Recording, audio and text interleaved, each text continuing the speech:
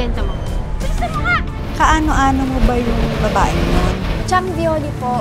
Chang po yung tawag ko sa kanya pero hindi ko naman po talaga siya kaano-ano. Lumapit ka dito pag nagsasalita ka. Lumapit ka!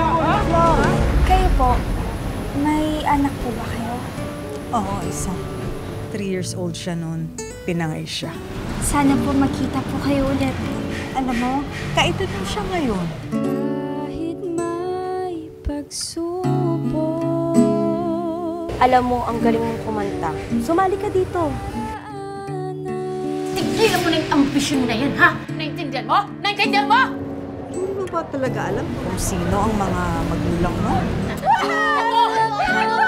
Sa'y kulang magtutulungan.